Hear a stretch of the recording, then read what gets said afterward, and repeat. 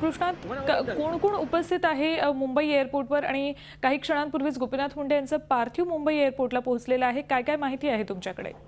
महाराष्ट्रातील भाजपचे नेते वरिष्ठ भाजप नेते हे संपन्न मुंडे यांच्या पार्थिवासोबत परळी येथे जात आहेत. त्यासोबत बरोबर 9 वाजता लातूर येथे गोपीनाथ मुंडे यांचे पार्थिव मुंबई 9 वाजेपर्यंत पोहोचेल. त्यानंतर ते परळीला येण्यात येईल आणि परळी ते गोपीनाथ जो कारखाना आहे त्या प्रांगणामध्ये ते अंत्यदर्शनासाठी ठेवण्यात येईल. संपूर्ण महाराष्ट्रातील जनता मुंबईवर प्रेम करणारे आहे ते तिथे जमलेले आहे आणि त्यानंतर 4 वाजण्याच्या सुमारास त्या ठिकाणी जो अंत्यसंस्कार आहे त्या परळी गावी तयारी करण्यात आलेली आहे त्या ठिकाणी होईल.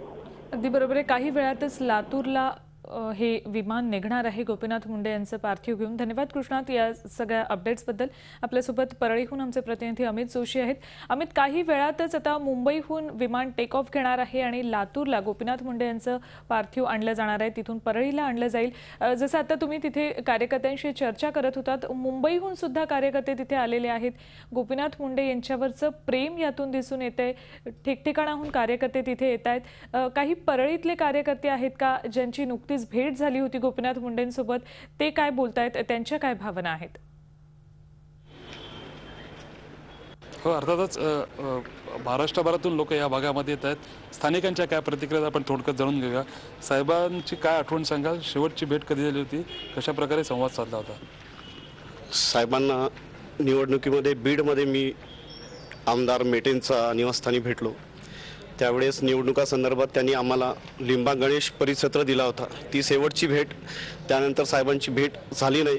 मंत्रिमंडळानंतर ते भेटणार होते आणि खूप आश्वासनं होते त्यांच्याकडून, आपण पुढे अजून भरघोस काम करू आणि पुढे अजून कामाला लागा असा त्यांचा आदेश होता मला आणि कार्यकर्त्यांना.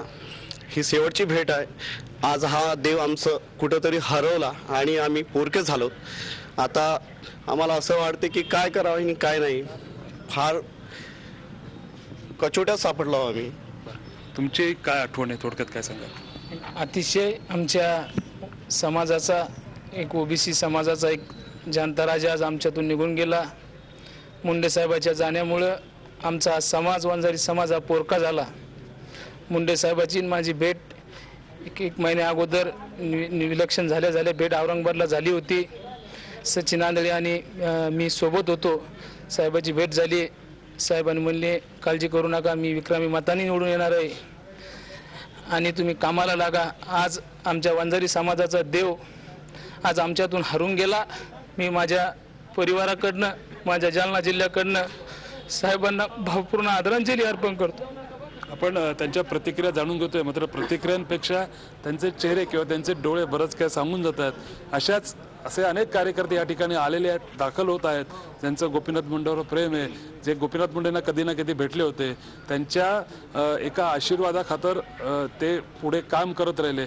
असे अनेक कार्यकर्ते मराठवाड्याच्या कानाकोपऱ्यातून, महाराष्ट्राच्या कानाकोपऱ्यातून दाखल होत आहेत. परळीमध्ये आता लाखोंचा जनसमुदाय जमायला सुरुवात झाली आहे. अगदी बरोबर आहे अमित. या सगळ्या कार्यकर्त्यांना बोलण्याची गरजच नाहीये, त्यांचे डोळे आज बोलतायत. गोपीनाथ मुंडे म्हणजे आपला बाप हरवलाय, आपला देव हरवलाय, आपण पोरकं झालो, अशी प्रतिक्रिया प्रत्येक कार्यकर्ता कालपासून देतोय.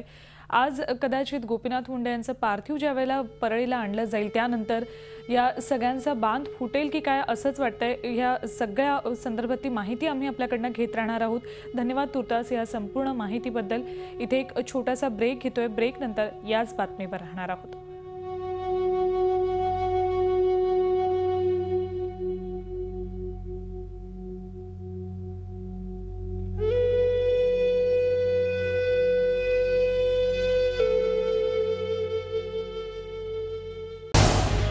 झी 24 तास रहा एक पाऊल पुढे.